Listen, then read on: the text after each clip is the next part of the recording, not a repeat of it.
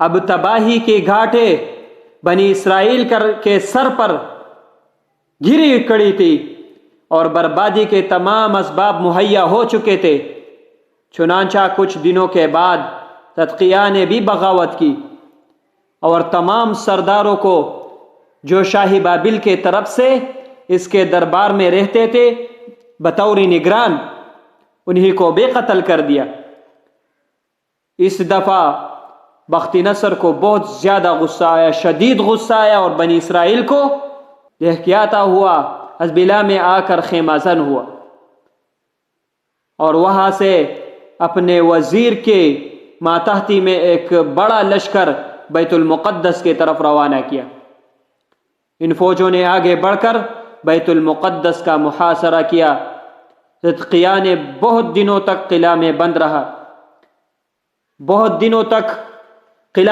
رہا، آخر جب بھوک کے وجہ سے تمام شہر میں خوف، انتشار، مصیبتیں پھیلی تو بہت سے شہریوں کے ساتھ چور دروازے سے نکل کر جنگلوں کے طرف بھاگا، ڈر کے وجہ سے بھاگا۔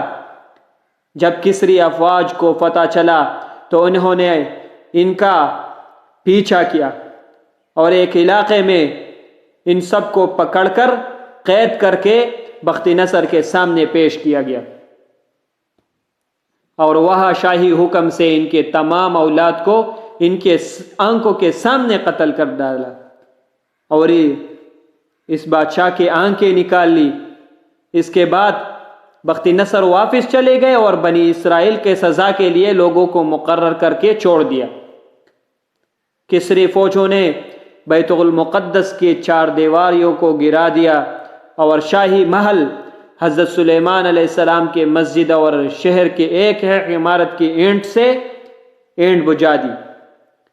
تمام سونا، چاندی، زیورات اور عجیب و غریب قسم کی چیزیں قبضے میں تھی، بابل میں بیچ دی گئی۔ سب کو قبضہ کر کے بابل میں بیچ دیا گیا۔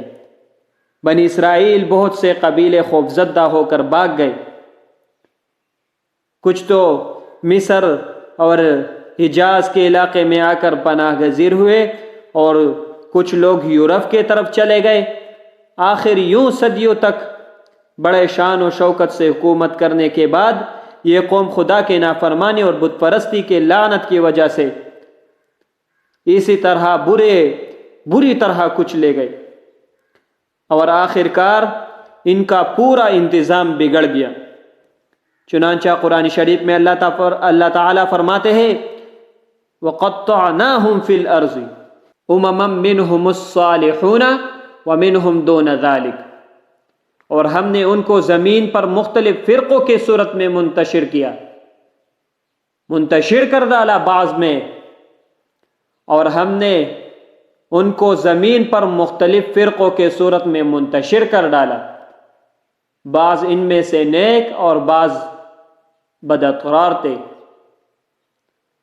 ان کے علاوہ جو لوگ کسریوں کے ہاتھ لگے ان کو انہوں نے چن چن کر قتل کیا، اور جب کسری افواج بابل کے طرف روانہ ہوئے تو اپنے ضروریات کے مطابق وہ بڑے بڑے دستکاروں، سپاہیوں اور پیشہ ور لوگوں کو غلام بنا کر اپنے ساتھ لے گیا۔